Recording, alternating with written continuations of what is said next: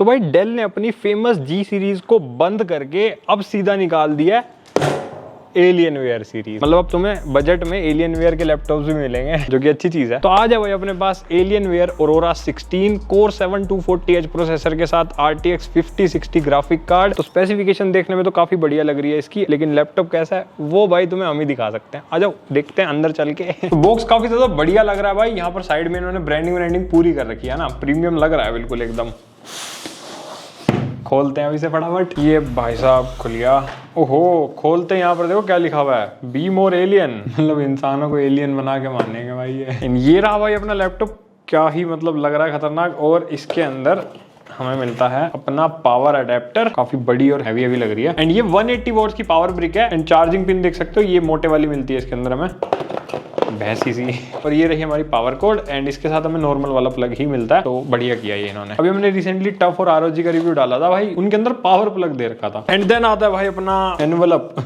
Envelope ही सही रहेगा इसके लिए। मैंने अभी तक किसी लैपटॉप में नहीं देखा, बहुत प्रीमियम लग रहा है भाई। एंड यहाँ पर देख सकते हो एलियनवेयर का जो इन्होंने लोगो एम्बोस कर रखा है ना भाई, बहुत अच्छा लग रहा है। पैकेजिंग में तो मानना पड़ेगा, एलियनवेयर वाली पूरी फील दी है हमको। एंड ये रही कुछ पुस्तकें इसके अंदर हमें जो मिलती हैं। और भाई एलियनवेयर के 2 स्टिकर्स भी मिलेंगे तुम्हें इसके अंदर, जो कि बहुत ही बढ़िया लग रहे हैं। मतलब लाजवाब, नाइस। इन्हीं जगहों में तो डेल अच्छे काम कर रहा है, बाकी तो लैपटॉप देख के पता चलेगा। Let's open it. वैसे हम इसको खोल के चेक कर चुके हैं, लेकिन देखो हमने कैसी पैकेजिंग करी है, आगे ना पूरी फील। ये खुल गया भाई अपना लैपटॉप, और वजन है अच्छा खासा। So here is our alien. Navy blue type का कलर है इसका, और मुझे पता नहीं इसमें और कोई कलर आते हैं नहीं, क्योंकि मेरे को नीला ही दिखाई इनकी वेबसाइट पर भी हर जगह। बाकी बताना कमेंट में भाई और कोई इन्होंने नया कलर लॉन्च करा या नहीं। डिजाइन भी मेरे को इसका काफी सही लगा भाई। अपर लिड जो है ना हमारी, वो मेटल में आती है, और जो बॉटम लिड है वो पॉलीकार्बोनेट के साथ है। बाकी वेंट्स देख सकते हो, देखने में तो वेंट्स लगता है बिल्कुल ही बंद है इसके, पर ऐसे साइड में ऐसे छेद वेद कर रखे हैं इन्होंने, बहुत ही यूनिक टाइप के वेंट्स है इसके। बाकी अब इसके थर्मल कैसे हैं वो तो टेस्टिंग में पता चलेंगे, आगे बताऊंगा। बाकी एक चीज मेरे को बहुत ही तगड़ी लगी इसकी जो डिस्प्ले है ना, उसकी मोटाई देखो भाई तुम। इतनी मोटी डिस्प्ले बना रखी है इन्होंने, पता नहीं क्यों, क्या ही रीजन रहा होगा। ऐसा तो कोई बहुत ज्यादा नेक्स्ट लेवल पैनल इन्होंने फिट नहीं कर दिया। तो मतलब काफी मोटी डिस्प्ले है इसकी। बाकी पीछे की साइड यहाँ पर हमारे एग्जॉस्ट वेंट दे रखे हैं, और बीच में कुछ पोर्ट्स वगैरह हैं। लेफ्ट साइड पे भी हमारे पोर्ट्स मिलते हैं। राइट साइड बिल्कुल प्लेन है, यहाँ पर कोई पोर्ट नहीं है। और हाँ, 2 एग्जॉस्ट वेंट्स लेफ्ट साइड और राइट साइड पे भी मिलते हैं। मतलब टोटल 4 एग्जॉस्ट वेंट इसमें हमें मिलते हैं। बाकी जो इसकी डिस्प्ले है वो 180 डिग्री तक भाई हो जाती है, फ्लैट एकदम। ऐसे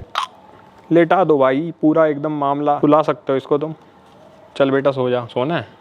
अरे सोना नहीं है, अभी वीडियो बनानी है। तो ओवरऑल लुक्स मेरे को ना इसकी मिनिमल और प्रोफेशनल टाइप लगी, ज्यादा कोई गेमिंग वाला मसाला इसमें हमें नहीं मिलता। एंड बिल्ड भी इसकी भाई काफी ज्यादा सॉलिड लग रही है मुझे, उठाने से ही मतलब पूरा फील हो रहा है इसको हाथ में लेते ही। बाकी हिंज इसका बढ़िया है, एक हाथ से अगर हम ओपन करना चाहे तो बड़े आराम से ओपन हो जाता है लैपटॉप। वेट डिस्ट्रीब्यूशन काफी बढ़िया है इसका। एंड वोबलिंग भी देख सकते हो, बहुत ही बिल्कुल ना के बराबर है। सच कोई वोबलिंग इशू मेरे को नहीं लगा इसमें। थोड़ा सा बिल्कुल माइनर था, बट चल जाएगा, इतना कोई दिक्कत नहीं है। हिंज की क्वालिटी काफी स्टेबल है। एंड मेरे को ना इसके हिंज थोड़े टाइट लगे, मतलब मैं इसको ऐसे कर रहा हूँ ना, तो लग रहा है कि हाँ भाई थोड़ी जान लगानी पड़ रही है, जो कि एक अच्छी चीज भी है, फ्यूचर प्रूफ रहेगा थोड़ा। एंड अगर फ्लेक्स की बात करें तो क्योंकि अपर लिड मेटल की है, तो बहुत ही ना बराबर फ्लेक्स है, हल्का हल्का सा, ज्यादा नहीं लगा मेरे को। एंड कीबोर्ड फ्लेक्स भी थोड़ा सा ही है, मतलब बिल्कुल नेग्लिजिबल सा। तो बिल्ड क्वालिटी ओवरऑल काफी सॉलिड है भाई अपने लैपटॉप की। ये जो नीचे का पूरा पार्ट जो पॉलीकार्बोनेट बिल्ड में है ना, ये इतना स्टर्डी है कि मैं इसको एक हाथ से ऐसे उठा सकता हूँ, और मेरे को बिल्कुल भी कोई फील नहीं हो रहा कि ये चटक जाएगा। माल सॉलिड लगाया इन्होंने फाइनली एक लैपटॉप में, डेल वालों ने। एलियनवेयर में तो लगाते ही है वैसे। अब इतना भारी भरकम मुझे फील हो रहा है, तो इसका वजन भी नाप लेते हैं भाई। मैं गैस मार लेता हूँ, 2.5 किलो का तो ये लैपटॉप होगा, और सारा कुछ मिला करके 3.2-3.3 kg जाएगा। ट्रैक इन टैक की तरह हम गैस मारेंगे। चेक करते हैं। 2.5 kg है भाई अपना लैपटॉप। काफी सही गैस मारा मैंने पहली बार। और अब चार्जर वार्जर इंक्लूड करके हाँ 3.2, ऑलमोस्ट हमारा तुक्का सही था। काफी अच्छा खासा भारी है भाई। बैग में लेके घूमोगे, कंधों पे पूरा जोर पड़ेगा, तो बॉडी बना लेना भाई अगर तुम ऐसा ही लैपटॉप लेने की सोच रहे हो तो। कॉलेज स्टूडेंट खास करके, क्योंकि कॉलेज में घूमना बहुत पड़ता है, तो सोच समझ के करना। क्या कर सकते, गेमिंग लैपटॉप्स भाई इतने हैवी तो होते ही हैं। बाकी अगर तुम्हें एक लैपटॉप खरीदना है तो एक बढ़िया जगह बताता हूँ। अगर तुम नोएडा के आसपास से देख रहे हो ना, तो तुम जा सकते हो डेल के एक्सक्लूसिव स्टोर लॉजिक्स मॉल के अंदर। वहां पर तुम्हें भाई डेल की पूरी गेमिंग लाइनअप और प्रोफेशनल लाइनअप, या फिर कोई भी सीरीज, जो भी सीरीज हो, लेटेस्ट लैपटॉप मिल जाएंगे वहां पर। मतलब अगर कोई भी तुम्हारा यूज है, प्रोफेशनल हो, गेमिंग, नॉन गेमिंग, प्रोडक्टिविटी, हर तरह का लैपटॉप वहां पर अवेलेबल मिल जाएगा। किसी भी मोड से तुम पेमेंट कर सकते हो, फाइनेंस की फैसिलिटी भी वहां पर अवेलेबल है। तो यहाँ पर कॉन्टैक्ट डिटेल्स तुम देख सकते हो। अगर भाई लैपटॉप खरीदना है डेल का तो वहां जाकर के चेकआउट करो। बाकी अंदर की लुक भी मेरे को काफी बढ़िया लगी। प्रॉपर नीला कलर है भाई, कीबोर्ड वीबोर्ड हर चीज का, कोई इन्होंने डुअल टोन फिनिश नहीं बना रखी, सिंगल टोन फिनिश ही मिलती है हमें, बट ठीक लगती है, ऐसे मिनिमलिस्टिक सही है। बाकी राइट साइड में हमें कोर 7 का स्टिकर मिलता है और एनवीडिया वगैरह या फिर किसी भी चीज का स्टिकर इन्होंने नहीं लगा रखा। अदरवाइज तो डेल के लैपटॉप स्टिकर से भरे होते हैं भाई। एलियनवेयर बिल्कुल क्लीन मिलेगा तुम्हें। बाकी सेंटर में मिलता है हमें अपना टच पैड, मतलब सेंटर से थोड़ा सा लेफ्ट में। बाकी टच पैड इसका ज्यादा मेरे को बड़ा नहीं लगा, छोटा सा ही है, नॉर्मल से साइज का। एंड फीडबैक भी ठीक ठाक ही है, मतलब क्लिक करते तो हल्की हल्की ऐसे क्लिक की आवाज आती है, बट क्लिक करने में सॉफ्ट है, सच कोई हार्ड नहीं है। एंड फुली टच है, जेस्चर्स वगैरह सारी चीजें सपोर्टेड है, बट आई होप थोड़ा बड़ा दे देते तो अच्छा रहता। आजकल ट्रेंड भी चल रहा है, Asus को ही देख लो भाई, कितने बड़े बड़े ट्रैक पैड दे रहा है आजकल। एंड कीबोर्ड में हमें कोई RGB नहीं मिलती है, मतलब जो वेरिएंट मैं रिव्यू कर रहा हूँ इसके अंदर तो नहीं है। बाकी डेल की वेबसाइट पे अगर कस्टमाइजेशन के ऑप्शन हो तो पता नहीं भाई। तो इस वाले वेरिएंट में तो हमें सिंगल व्हाइट बैकलाइट कीबोर्ड मिलता है, जिसके अंदर 2 लेवल की ब्राइटनेस मिलेगी हमें। देख सकते हो, एक बार दबाएंगे हल्का सा ब्राइट होता है, दूसरी बार में थोड़ा और ब्राइट हो जाता है। ठीक ठाक ही है ब्राइटनेस, रात में देखने में कोई दिक्कत नहीं आएगी। ऑब्वियसली अगर लाइट में देखना चाहो तो इतना ज्यादा इंपैक्ट नहीं डालेगी। बाकी कीबोर्ड का टाइपिंग एक्सपीरियंस मुझे ठीक लगा, मतलब जैसा जनरली डेल के कीबोर्ड्स में आता है वैसा सही फीडबैक है, कुछ स्पेशल नहीं है। मतलब अगर तुम नोट्स वगैरह बनाते हो, प्रोग्रामिंग करते हो या टाइपिंग वाला तुम्हारा कोई भी काम है ना, तो वो हो बढ़िया जाएगा। फीडबैक भी अच्छा है, मतलब उस वे में टेक्टाइल है, सच कोई दिक्कत नहीं आएगी। बाकी फंक्शन कीज पर भी हमें काफी सारे शॉर्टकट्स दे रखे हैं भाई। एंड 3 हमें मैक्रो कीज भी मिलती है, M1 M2 M3 के नाम से, और इनको तुम अपने एलियनवेयर कमांड सेंटर के अंदर जाके कस्टमाइज कर सकते हो। काफी सारे अलग अलग टास्क वो कर देंगी, लाइक अगर तुम्हें कोई शॉर्टकट असाइन करना हो, कोई की बाइंडिंग करनी हो, मतलब हर चीज उसमें जाकर के तुम सेट कर सकते हो। मैक्रोज अगर नहीं पता तो गूगल कर लेना, तुम्हें समझ आ जाएगा मैक्रो की किस लिए होती है। बाकी को पायलट का भी डेडिकेटेड बटन हमें मिलता है इसके अंदर। अब आती है स्पेसिफिकेशन, तो यहाँ पर वीडियो को पॉज करके सारी स्पेसिफिकेशन देख सकते हो अपने लैपटॉप की, क्या क्या हमें इसके अंदर मिलता है। SSD की रीड एंड राइट स्पीड भी देख सकते हो, काफी सही निकल के आ रही है Gen 4 के हिसाब से। अब देखो, ये एक नया CPU तो तुम्हें थोड़ा समझ नहीं आ रहा होगा कि भाई इसके अंदर हमें परफॉर्मेंस वगैरह कैसी मिलेगी। तो मैं परफॉर्मेंस वाले सेक्शन में CPU के बारे में डिटेल में बात करूंगा, तो थोड़ा वेट करो उसके लिए। बाकी जो इसका ग्राफिक कार्ड है 5060, उसका भी हमने रिसेंटली Asus TUF के अंदर रिव्यू बनाया था, तो उसका वीडियो भी देखना चाहो तो देख सकते हो। और इसके साथ अभी हम उसे कंपेयर भी करेंगे। और अगर अपग्रेड की बात करें तो रैम के इसमें 2 स्लॉट्स मिलते हैं हमें, तो आराम से 32 GB तक अपग्रेड हो जाएगी इसकी रैम। 64 भी हो सकती है, पर इन्होंने कहीं क्लियरली मेंशन नहीं कर रखा। एंड SSD के भी हमें 2 स्लॉट्स मिलते हैं, जिसमें से एक में डली हुई है और दूसरे में चाहो तो अपग्रेड कर सकते हो। और मेरे हिसाब से 2 TB पर स्लॉट हो जानी चाहिए, पर वो भी इन्होंने कहीं मेंशन नहीं कर रखा। मिनिमम 1 TB तो हो ही जाएगी। और इसमें जो 2 स्लॉट्स रैम के मिलते हैं, दोनों ही ऑक्यूपाइड है। 8-8 GB की 2 रैम लगा रखी है इन्होंने, जो कि मेरे को थोड़ा ठीक नहीं लगा यार। 16 GB की एक लगा देते तो कम से कम अपग्रेड करने में आसानी तो हो जाती। डेल की हरकत है, डेल ही जाने भाई। Now comes the performance part, और इसके लिए हमने कुछ बेंचमार्क टेस्ट रन करे हैं। तो यहाँ देख सकते हो हमारे Geekbench 6 का स्कोर कितना निकल के आया था। पहले CPU वाले दिखा रहा हूँ। Cinebench R23 का स्कोर भी देख लो, Cinebench 2024 का स्कोर भी देख सकते हो कैसा निकल के आया। PC Mark 10 का स्कोर देख सकते हो, 6000 प्लस है, जो कि बढ़िया है भाई। एंड क्रॉस मार्क का स्कोर भी देख सकते हो, डेली यूसेज के हिसाब से कैसा है, अलग अलग टास्क के अंदर, प्रोडक्टिविटी, क्रिएटिविटी वगैरह में। एंड CPU के ब्लेंडर बेंचमार्क का भी स्कोर देख सकते हो। बाकी GPU के लिए एज यूजुअल हमने 3D Mark Times Square run किया था, उसके अंदर हमारा 11000 से ज्यादा का स्कोर आया है। एंड VR Mark के अंदर भी देख सकते हो 11000 से ज्यादा का ही स्कोर है, तो मतलब बढ़िया स्कोर आ रहे हैं GPU के। एंड GPU वाला ब्लेंडर बेंचमार्क भी देख सकते हो, काफी सही स्कोर निकल गया भाई। एंड ऑडियंस की रिक्वेस्ट पे हमने फरमार्क का भी टेस्ट किया था भाई। एंड ये देख सकते हो फरमार्क के बेंचमार्क में हमें क्या स्कोर मिलता है। मैक्सिमम 71-72 डिग्री तक हमारे टेम्परेचर गए थे। ये तो चलो 1 मिनट वाला बेंचमार्क था, इसके अलावा मैंने 20-25 मिनट तक लगातार इसको रन भी करा था। टेम्परेचर बैलेंस थे, 70 डिग्री से ऊपर नहीं गए थे, तो मतलब GPU के जो थर्मल्स हैं वो काफी बढ़िया हैं इसके, ये तो कहना पड़ेगा। बाकी गेम टेस्ट में देख ही लेना। अब सारे स्कोर्स के हिसाब से मैं बताता हूँ कि इसका CPU कैसा है, क्योंकि मैंने अभी बात करी थी उसके बारे में। देखो i7 14 जनरेशन के तो आसपास भी नहीं है ये CPU, जबकि है ये Core 7, मतलब इन्होंने i हटा करके ना इंप्रूवमेंट की जगह थोड़ा ऐसा ही कर दिया काम। एंड ये 240H है, HX नहीं है, तो इस वजह से हमें H के साथ ही कंपेयर करना चाहिए। तो i7 13620H जैसी परफॉर्मेंस इसकी है, ऑलमोस्ट उसके जैसी, यहाँ देख भी सकते हो। जो मेरे को थोड़ा ठीक नहीं लगा, मतलब यार यही प्रोसेसर ना 80,000 के लैपटॉप में मिल जाता है, और ये लैपटॉप कहाँ 1 लाख प्लस भाई, इतना महंगा है। बाकी मेरे को बताना अपना ओपिनियन कमेंट में कि भाई तुम क्या सोचते हो इसके CPU के बारे में। एंड सिमिलरली GPU के अंदर भी हमें थोड़ी ज्यादा वोल्टेज वाला GPU दे सकते थे, बट इन्होंने 80 वोल्ट्स का ही दिया है। टफ से ही देख लेते हैं भाई, टफ में अभी हमने रिव्यू किया 5060, उसमें भी 115 वोल्ट का दे रखा है, तो थोड़ा बहुत कॉम्पिटिशन को ही देख लेते हैं। बाकी कंक्लूजन का वेट करो। एंड प्रैक्टिकली अगर तुम्हें जानना है कि इसमें क्या क्या चीजें हो जाएंगी, तो देखो स्टूडेंट या प्रोफेशनल टाइप के अगर तुम्हें कोई काम करने हैं, लाइक प्रेजेंटेशन बनाना, कोडिंग प्रोग्रामिंग वगैरह करना, सिमुलेशंस रन करना, या कोई हैवी टाइप का भी अगर प्रोग्रामिंग में काम करना है तुम्हें, या फिर अगर तुम नॉर्मल ब्राउजिंग वगैरह करना चाहते हो, डॉक्यूमेंट्स वगैरह समराइज करनी है तुम्हें, PDF वगैरह का काम है, वो सब बढ़िया हो जाएगा, सीमलेस, उसमें कोई दिक्कत नहीं आएगी भाई। वो सब किसी भी लेवल का आराम से हो जाएगा इसमें। बट अगर प्रोडक्टिविटी करना चाहते हो like photo editing video editing वगैरह, तो हमने फोटोशॉप इस पर रन किया था, तो आराम से हमारे थंबनेल वंबनेल बन जाते हैं इसमें। हमने उसी लेवल का काम चेक करा था। एंड फोटोशॉप तो वैसे भी चल जाता है बढ़िया, कोई दिक्कत नहीं आती उसमें, तो वो काम बढ़िया हो जाएगा इसमें। 8 GB का ग्राफिक कार्ड भी लग रहा है इसमें, टेंशन मत लो। एंड वीडियो एडिटिंग वो जरूरी है क्योंकि उसके लिए CPU चाहिए, और इसका CPU देखो उतना पावरफुल तो है कि तुम्हारी 4K 60 की एडिटिंग करा देगा। हमने प्रीमियर प्रो पे टेस्ट किया था, 4K 60 में अगर तुम एडिटिंग करते हो तो भाई अच्छे खासे लेवल की हो जाएगी। एंड आफ्टर इफेक्ट्स के साथ अगर एनिमेशन भी इंक्लूड करने तो वो भी बढ़िया लेवल के कर सकते हो, क्योंकि 8 GB का ग्राफिक कार्ड इसके अंदर में मिलता है, तो GPU और CPU का बढ़िया कॉम्बिनेशन बन जाता है। लेकिन मैं यही कहूंगा कि सेम प्राइस पर इससे बेटर स्पेक्स अवेलेबल हैं CPU GPU के, उनके कंपेयर में थोड़ा पीछे रह जाएगा, चाहे वो एडिटिंग की ही काम क्यों ना हो। बट हाँ, 4K 60 में अगर तुम एडिटिंग करना चाहो तो वो ये करवा देगा, उसमें कोई दिक्कत नहीं है। बट स्टिल मैं यही कहूंगा बहुत ज्यादा हाई एंड लेवल के काम करने हैं ना तुम्हें, अगर उसमें बिल्कुल 3D VD भी घुसा दिया तो थोड़ी दिक्कत आ सकती है, तो उस हिसाब से अपना यूज देख लेना। सिमिलरली ग्राफिक डिजाइनिंग के लिए भी अगर तुम्हें लेना है तो ग्राफिक ओरिएंटेड तुम्हें 3D modelling, architecture, AutoCAD, fusion 360 या फिर कोई भी ऐसे हैवी ग्राफिक कार्ड वाले सॉफ्टवेयर रन करने हैं तो 8 GB के हिसाब से हो जाएंगे, जो 8 GB VRAM है इसकी। मतलब तुम बिगिनर लेवल के कर सकते हो, मॉडरेट लेवल के कर सकते हो। अगर बहुत ही ज्यादा हाई लेवल पे जाना है देन दिक्कत आ सकती है, बट अगर सीखने के पर्पज से खरीद रहे हो तो कोई दिक्कत नहीं है, ये सॉफ्टवेयर तुम्हारे सीमलेस चल जाएंगे काफी हद तक। अब आते हैं हमारे गेमर भाई लोग, तो तुम्हारे लिए भाई डिटेल में गेम टेस्ट करें, आ जाओ देख लो। तो पहले हमने CS2 टेस्ट किया वेरी हाई प्रीसेट पर, और ये सारे गेम 1600p रेजोल्यूशन पे टेस्ट हुए हैं, ये याद रखना। और यहाँ पर हमारे पास FPS देख सकते हो कि 120, 130 और कभी कभी 140 प्लस भी जा रहे हैं। एंड कॉम्बैट के वक्त भाई जब लड़ाई वड़ाई होती है तो 100 के आसपास आ जाते हैं, बट ठीक है, मेरे को सही लगी परफॉर्मेंस ओवरऑल। एंड 70 वॉट्स तक हमारा GPU हिट करा है, बाकी टेम्परेचर वगैरह सारी चीजें देख सकते हो। और वेलोरेंट को हमने हाई प्रीसेट पर टेस्ट करा था, सेम रेजोल्यूशन। एंड यहाँ FPS देख सकते हो हमारे पास 400 बड़े आराम से आ रहे हैं भाई, बिना किसी दिक्कत के। एंड यहाँ देख सकते हो क्योंकि ये CPU इंटेंसिव है तो 70 वॉट्स तक हमारी CPU की पावर यूज हो रही है एंड GPU की कम यूज हो रही है, तो इससे पता चल रहा है कि CPU गेमिंग के लिए अच्छा तो है, मतलब बढ़िया लगा मेरे को परफॉर्मेंस वाइज। देन हमने GTA 5 एनहांस्ड वाला वर्जन जो है उसको टेस्ट किया, वेरी हाई रे ट्रेसिंग वाला प्रीसेट था भाई। एंड यहाँ रे ट्रेसिंग के साथ हमारे FPS 60 के आसपास आ रहे हैं। GPU की TGP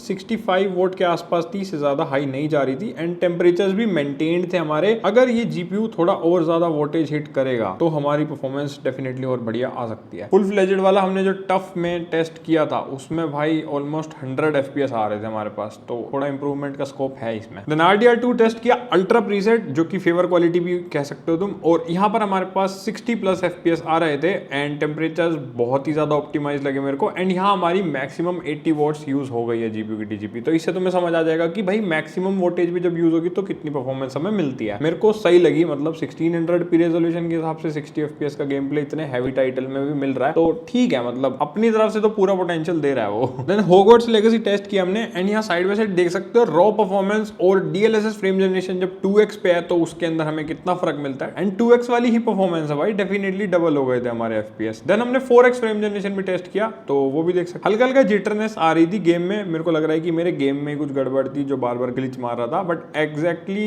170 के आसपास FPS हमारे पास आ रहे थे, तो तुम्हें इतने मिल जाएंगे अगर कोई दिक्कत नहीं होगी गेम में तो आराम से। देन हमने ब्लैक मिथ वुकोंग टेस्ट किया, सिनेमैटिक प्रीसेट पर देख सकते हो हमारे पास रॉ परफॉर्मेंस, और साइड बाय साइड हमारा DLSS फ्रेम जनरेशन 2x पे है, जो कंपेयर कर लो कि कैसी परफॉर्मेंस आ रही है भाई। देखो ये इतना हैवी टाइटल है, रॉ परफॉर्मेंस में तो भाई सिनेमैटिक प्रीसेट पर तो खा जाता है ये पूरा GPU हमारा, एंड लिटरली 20 FPS से ऊपर जा ही नहीं रहते। बट फ्रेम जनरेशन ने थोड़ा साथ दे दिया तो कामयाबी मिल गई। बाकी 4x फ्रेम जनरेशन की भी परफॉर्मेंस है, देख सकते हो हमारे पास 100 तक ले जाते हैं भाई वो सीधा FPS को। बट हाँ देखो 4x फ्रेम जनरेशन में थोड़ा सा टेक्सचर का दिक्कत होता है, प्रॉपर उतनी क्लियरेंस नहीं मिलेगी अगर कोई कॉम्बैट या फिर कोई फास्ट मूवमेंट वाले सीन्स आएंगे तो, बट स्टिल फायदा है, अल्ट्रा प्रीसेट पे खिला देता है भाई। देन रे ट्रेसिंग भी हमने ऑन कर ली हाई प्रीसेट पे, एंड यहाँ देख सकते हो कि रे ट्रेसिंग से भी सिमिलर सी परफॉर्मेंस हमें मिल रही है फ्रेम जनरेशन के बाद भी। एंड 4x फ्रेम जनरेशन भी देख सकते हो हमारे पास ऑलमोस्ट सेम सी परफॉर्मेंस दे रहे हैं रोज जैसी, बस 10-15 FPS कम हुए हैं। असासिन्स क्रीड शैडोज के अंदर भी देख सकते हो साइड बाय साइड कितना डिफरेंस आता है भाई अगर DLSS फ्रेम जनरेशन को तुम ऑन कर दोगे तो। ये वाला गेम हमारा 1200p रेजोल्यूशन पे टेस्ट हुआ है, ये ध्यान रखना, तो उसी हिसाब से हमारी परफॉर्मेंस आ रही है। एंड यहाँ पर देख सकते हो टेम्परेचर वगैरह भी भाई ऑप्टिमाइज्ड है, बाकी 70 वॉट्स तक मैक्सिमम GPU हिट किया था। देन अलान वेक 2 टेस्ट किया हमने, एंड यार वो परफॉर्मेंस देख सकते हो साइड बाय साइड हमारे DLSS फ्रेम जनरेशन 2x पे भी करके हमने देखा तो कितनी परफॉर्मेंस हमारे पास आ रही है, you can see that. And 70 watts तक मैक्सिमम GPU की TGP गई है इस वाले गेम में, बाकी टेम्परेचर अगेन ऑप्टिमाइज्ड है, बिल्कुल कोई दिक्कत नहीं आएगी तुम्हें। एंड 4x फ्रेम जनरेशन भी साथ साथ देख सकते हो हमारे पास कैसी परफॉर्मेंस निकाल के दे रहा है, 100 प्लस FPS चले जाते हैं अगर तुम 4x फ्रेम जनरेशन यूज करोगे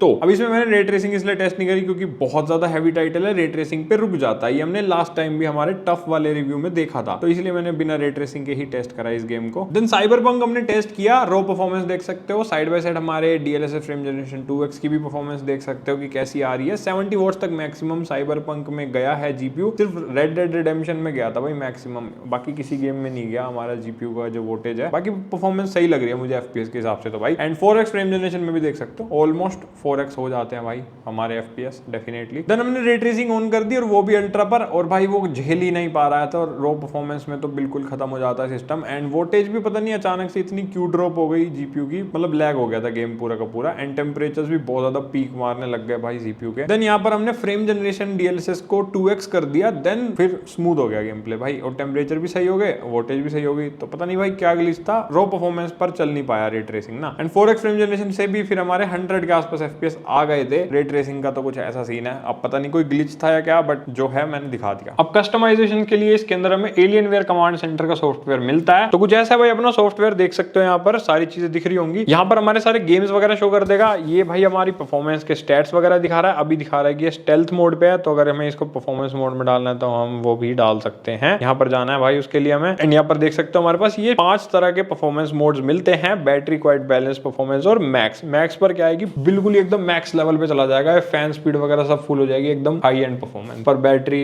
एक्सपेक्ट मत करना उस पर फिर। देन यहाँ से हमारी मैक्रो कीज की तुम सारी चीजें कर सकते हो सेट, अलग अलग तरह की मैक्रोस की सेटिंग हमें मिलती है यहाँ पे। एंड ये हमारे गेम्स एप्स फेवरेट सारी चीजें शो करेगा। एंड ये मिलता है हमें डोल्बी एटमॉस। डोल्बी एटमॉस का इसमें सपोर्ट है स्पीकर्स वगैरह में, अगर किसी एक्सटर्नल डिवाइस के साथ भी कनेक्ट करते हो तो प्रॉपर सपोर्ट तुम्हें इस लैपटॉप में मिल जाएगा। डोल्बी एटमॉस सपोर्टेड होना चाहिए लेकिन वो। तो यहाँ पर देख सकते हो हमारी साउंड की इक्वलाइजेशन और सारी चीजें भाई यहाँ से सेट वेट कर सकते हो तुम। वैसी ये एप्लीकेशन है जैसी अब हर लैपटॉप में मिल रही है। बाकी ये सेटिंग्स में आओगे तो और भी काफी सारी चीजें हम ट्वीक कर सकते हैं, like background, overlay, on boarding, global preset, stealth mode जो कि हमने ऑन कर रखा है इसको ऑफ कर देते हैं यहाँ से। परफॉर्मेंस मोड में आओगे तो यहाँ पर हमें हमारा मक स्विच मिलता है, और यहाँ से डेडिकेटेड ग्राफिक कार्ड और हाइब्रिड पे शिफ्ट कर सकते हो। iGPU पर शिफ्ट करने का मोड हमें नहीं मिलता कि मतलब डेडिकेटेडली अगर तुम्हें सिर्फ इंटीग्रेटेड पे ही रन करना है तो हाइब्रिड या फिर DGPU दोनों में से एक। बाकी यहाँ पर हमें TCC ऑफसेट भी मिलता है।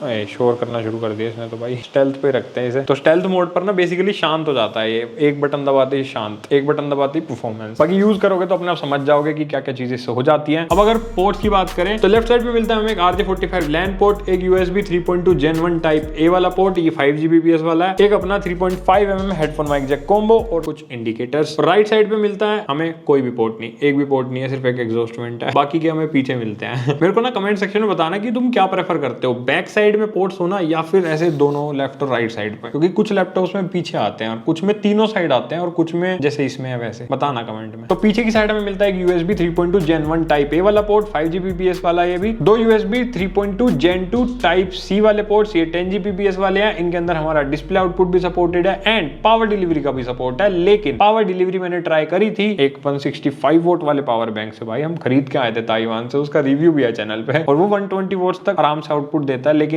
इसमें सपोर्ट नहीं कर रहा था, रीडिंग नहीं आ रही थी, ये चार्ज नहीं हो रहा था। तो पता नहीं कोई अलग आउटपुट सपोर्टेड होंगे और वो मेरे पास था नहीं चेक करने के लिए। तो किसी के पास अगर ये लैपटॉप हो तो भाई कमेंट में बताना, लोगों की हेल्प हो जाएगी कि इसमें टाइप सी चार्जिंग सपोर्टेड है या फिर नहीं। और एक मिलता है हमें HDMI 2.1 वाला पोर्ट और एक अपना पावर इनपुट का पोर्ट। बाकी डिस्प्ले आउटपुट अगर तुम लेना चाहते हो तो HDMI से हमारे डेडिकेटेड ग्राफिक कार्ड के थ्रू आएगा, एंड जो हमारे दोनों टाइप सी पोर्ट्स हैं उनसे हमारा iGPU के थ्रू आउटपुट आता है, यानी कि UHD ग्राफिक्स जो इंटेल के इंटीग्रेटेड वाले हैं। अब AI फीचर्स की बात करें तो इसमें हमें वही बेसिक से AI फीचर सारे मिलते हैं जैसे कि हर लैपटॉप में अब आ रहे हैं, जिसमें से एक है अपना को पायलट, एक अपने लाइव कैप्शन जो कि ट्रांसलेट करते हैं ऑन द गो कहीं पे भी अगर तुम वीडियोस वगैरह देख रहे हो तो, और एक हमारी पेंट की ऐप के अंदर भी को पायलट मिलता है जिससे तुम बैकग्राउंड इरेज कर सकते हो, जनरेटिव AI का यूज करके कुछ चीजें ऐड करवा सकते हो, मतलब वही AI वाली चीजें वो सब तुमने देखी रखी है काफी सारी वीडियोस में। और इसके अलावा डोल्बी एटमॉस है, AI नॉइस कैंसिलेशन वगैरह मिलती है हमें स्पीकर और माइक में, वो सारी चीजें तुम्हें इसमें भी मिलती है। बाकी अगर इसकी डिस्प्ले की बात करें तो इसके अंदर हमें एक 16 इंचेस का 1600p वाला पैनल मिलता है, और हाँ रिफ्रेश रेट इसके अंदर हमें सिर्फ 120 हर्ट्ज का ही दे रखा है, जो कि बहुत ही ज्यादा बेसिक है भाई, एलियन वेयर के हिसाब से भाई सबसे प्रीमियम सीरीज है यार डेल की ये, इसके अंदर एटलीस्ट 165 हर्ट्ज तो देना चाहिए था मेरे हिसाब से। बाकी डायनामिक रिफ्रेश रेट इसके अंदर सपोर्टेड है, 60 हर्ट्ज से लेके 120 तक वो अपने आप चेंज करता रहेगा, बैटरी बचाने में थोड़ा हेल्प करेगा। और 300 निट्स की इसकी ब्राइटनेस है, तो आउटडोर में तुम देख सकते हो ज्यादा विजिबिलिटी नहीं मिलेगी, इंडोर के हिसाब से ठीक है। और 16:10 का इसका एस्पेक्ट रेशियो है, तो भाई थोड़े बहुत बेजल्स तुम्हें देखने को मिल सकते हैं, मतलब बेजल नहीं, थोड़े थोड़े बहुत बॉर्डर्स देखने को मिलेंगे यूट्यूब वीडियोस अगर तुम देखते हो तो, पर वो मैनेजेबल है भाई, कोई दिक्कत नहीं है। 16 इंच का फायदा भी तो मिल रहा है, बड़ी बड़ी डिस्प्ले। पर हाँ बेजल्स देख सकते हो इसकी डिसेंट है, बहुत ज्यादा कम भी नहीं है, नॉर्मल है। बाकी ये डिस्प्ले भाई कलर एक्यूरेट है, 100% sRGB का सपोर्ट है इसके अंदर, तो कलर ग्रेडिंग वगैरह अगर तुम्हें करनी है या कोई भी कलर रिलेटेड काम करने हैं तो इस डिस्प्ले में आराम से सारी चीजें हो जाएंगी। एंड HDR का सपोर्ट हमें इसमें नहीं मिलता, जो कि अगेन मेरे हिसाब से दे सकते थे इस प्राइस पॉइंट पे, बट नहीं दिया। और वेबकैम इसके अंदर हमें 720p वाला दे रखा है भाई, कितनी शर्म की बात है। मतलब 1080 एटलीस्ट देना चाहिए था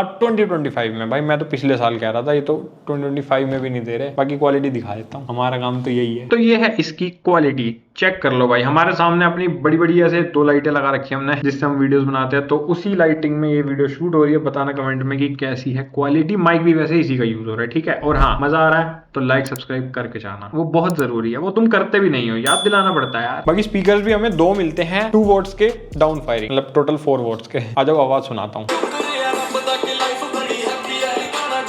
स्पीकर्स अच्छे हैं भाई, थोड़ा इमर्सिवनेस भी है और लाउड भी है, मतलब ठीक ठाक, अबव एवरेज कह सकते हैं। बट कोई बेस वेस एज सच फील नहीं होती, बट मेरे को लैपटॉप के हिसाब से ठीक ही लगे, कोई दिक्कत नहीं आएगी तुम्हें। अपने सिंगल बंदे के लिए तो सही है, काम वाम करते हो तो, पढ़ाई वढ़ाई, समझ रहे हो ना। देन आती है बैटरी। अब गेमिंग लैपटॉप को वैसे शराब दे रखा है, पता नहीं किसने मेरे को ऐसा लगता है। बैटरी नहीं आती है भाई इनमें, चाहे कितनी बड़ी बैटरी ठोक दो। अब इस लैपटॉप को देख लो, 93 वॉट आवर्स की बैटरी इन्होंने लगा रखी है, one of the huge battery जो किसी भी लैपटॉप में तुम्हें मिलेगी। अब जनरली 90 वॉट आवर्स की बैटरी हमें 4 to 4.5 आवर्स का बैकअप देती है, बट इस लैपटॉप में मेरे को थोड़ा सा कम बैकअप लगा जब मैंने इसे यूज करा। मतलब पड़े पड़े भी बैटरी कंज्यूम होती रहती है, तो ऐसा मत सोचना कि तुम लैपटॉप अगर तुमने ऐसे स्लीप मोड में छोड़ दिया तो तुम्हारी बैटरी वहीं की वहीं मिलेगी, वो चीज नहीं है। तो भाई ये बंद हो जाता है, मतलब मैंने इसको छोड़ दिया था तो ये बंद हो गया था। तुरंत नहीं होगा, कुछ टाइम बाद, कुछ घंटों बाद, 1 दिन बाद, 2 दिन बाद, बट हो जाएगा, ये पूरी प्रोबेबिलिटी है। तो शट डाउन करके रखना अगर बैटरी बचानी है तो। बट वही है, फिर ये ऑन होने में फूक देगा उतनी बैटरी, गेमिंग लैपटॉप है ना, तो उसके लिए ना iGPU वाला मोड बड़ा जरूरी है, जो कि इसमें हमें नहीं मिलता, होता तो बढ़िया काम हो जाता। बाकी अगेन मैं ये कहूंगा तुम्हारे यूसेज पे है, 3 to 4 आवर्स का मैक्सिमम बैकअप तुम इससे ले सकते हो, इससे ज्यादा उम्मीद मत करना, बस यही कहूंगा मैं तो, जितना मैंने यूज किया उस हिसाब से बता रहा हूँ। अब मुद्दे की बात करें तो इसका प्राइस है भाई कुछ 1.3 लाख रुपीज के आसपास, जब मैं ये वीडियो बना रहा हूँ। बाद में कम ज्यादा हो तो भाई वो तुम डिस्क्रिप्शन वाले लिंक से चेक कर लेना। अब देखो वो बात हम मानते हैं कि RTX 50 सीरीज अभी नई नई आई है तो थोड़ा प्राइस हायर साइड ही रहेगा, बट भाई कुछ ज्यादा नहीं हो गया वैसे मतलब ऐसा 1.3 लाख का मुझे लगा नहीं, इसमें कुछ इन्होंने एक्स्ट्रा दे दिया, क्योंकि इस प्राइस पर अगर तुम और किसी भी लैपटॉप से कंपेयर करो, CPU भी भाई उस लेवल का इसमें नहीं है जो इसके प्राइस को जस्टिफाई करे। मतलब अभी हमने जो टफ F15 रिव्यू किया था, वो CPU काफी सही लगा मुझे, i7 14 जनरेशन है उसमें, बट ये वाला जो प्रोसेसर है ये भाई उसके आसपास भी नहीं है कहीं पे भी। मतलब वो पता लगे कि पूरा जस्टिफाई तो वो भी अपने प्राइस को नहीं कर रहा था, एंड सिमिलरली ये भी नहीं करता, बट वो भाई कुछ हद तक तो कर ही रहा था। ये तो